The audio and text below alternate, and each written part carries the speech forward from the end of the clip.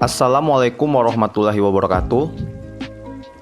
Pada video kali ini, saya, Papang Rizky Faiza, dan rekan saya, Dewi Rohmaini, akan menjelaskan salah satu komoditi bahan galian industri yang sangat berguna, yaitu feldspar. Apa itu feldspar? Feldspar adalah salah satu bahan galian industri yang ada di Indonesia. Pembangunan sektor industri pemakaian feldspar di Indonesia dewasa ini menunjukkan peningkatan yang berarti, terutama dalam industri keramik. Nah, pada video kali ini, kami akan menjelaskan mengenai jenis-jenis feldspar, klasifikasi feldspar berdasarkan mineralogi, proses penambangan feldspar, serta proses pengolahan dari feldspar itu sendiri. Bagaimana terbentuknya feldspar? Feldspar merupakan nama kelompok mineral yang terdiri atas potasium, sodium, dan kalsium aminosilikat. Pada umumnya, kelompok mineral ini terbentuk oleh proses pneumatolisis dan hidrotermal yang membentuk urat pegmatit.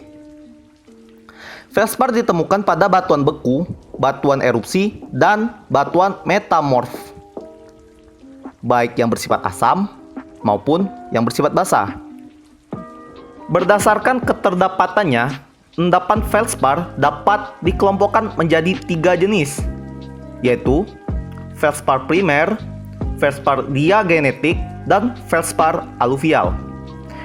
Setiap jenis endapan feldspar mempunyai karakteristik yang berbeda-beda. Feldspar primer terdapat dalam batuan granitis, feldspar diagenetik terdapat dalam batuan sedimen piroklastik, sedangkan feldspar aluvial terdapat dalam batuan yang telah mengalami metamorfosa.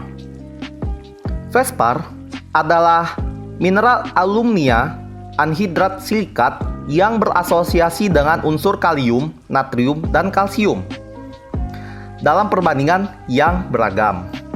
Berdasarkan kandungan unsur-unsur tersebut, secara mineralogi, feldspar dapat dibagikan menjadi 2 kelompok mineral, yaitu alkali feldspar dan plagioklas. Seluruh jenis feldspar umumnya mempunyai sifat fisik yang hampir sama, yaitu nilai kekerasan sekitar 6 hingga 6,5 skala Mohs dan berat jenisnya sekitar 2,4 hingga 2,8 gram per mililiter. Sedangkan warna bervariasi mulai dari putih, keabu-abuan, merah jambu, coklat, kuning, dan hijau. Penambangan bahan galian feldspar dilakukan dengan cara tambang terbuka. Penambangan didahului dengan pengupasan lapisan tanah penutup yang berupa lempung. Apabila ditemukan lapisan feldspar, akan dilakukan penambangan secara selektif. Penambangan selanjutnya dilakukan dengan sistem teras atau bench system dengan ketinggian dan lebar teras 3 x 5 meter. Sistem penambangan ini dapat menghasilkan suatu front penambangan yang aman dan memudahkan pekerjaan selanjutnya. Lapisan tanah penutup atau endapan feldspar yang berkualitas rendah akan dibuang atau dipindahkan ke suatu tempat yang tidak mengganggu jalannya penambangan. Kegunaan feldspar antara lain yaitu sebagai industri keramik dan industri kaca lembaran. Selanjutnya, untuk penjelasan berikutnya akan dijelaskan oleh rekan saya, Dewi Rohmaini.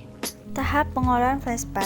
Pada umumnya, pengolahan feldspar adalah suatu proses yang dilakukan untuk menghilangkan atau menurunkan kadar material pengotor seperti besi, biotit, turmalin, mika atau muskovit, dan kuarsa. Apabila kadar unsur Fe2O3 terlalu tinggi, maka akan mengakibatkan perubahan warna pada proses pembuatan badan keramik. Cara pengolahan feldspar dapat dilakukan dengan sederhana, yaitu dengan penggilingan, pencucian, dan pengayakan. Penggilingan dapat dilakukan dengan menggunakan alat yang disebut pot mill atau pebble mill. Cara pengolahan yang sudah umum dilakukan terhadap jenis batuan feldspar yang telah mengalami ubahan adalah dengan proses penghilangan lanau dikombinasikan dengan proses flotasi buih. Flotasi buih adalah proses yang memanfaatkan media gelembung udara untuk mengapungkan secara selektif mineral yang bersifat hidrofobik. Selain gelembung udara, Proses ini membutuhkan reaksi kimia seperti pengatur pH, surfaktan, dan pembuih. Proses ini dapat menghasilkan produk-produk yang berkadar tinggi seperti fluorspar, kuarsa, dan mika secara terpisah. Beberapa faktor yang mempengaruhi perkembangan fluorspar antara lain potensi, teknologi, pemasokan dan permintaan, dan perkembangan industri hilir. Melihat potensi dan besar cadangan yang tersebar, serta sedikitnya perusahaan fluorspar, sebenarnya komoditas ini berpeluang untuk dapat dikembangkan.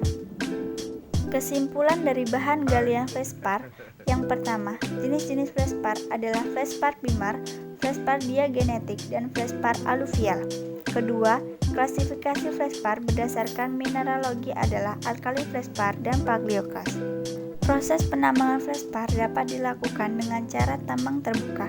Penambangan didahului dengan pengupasan lapisan tanah penutup yang berupa lempung.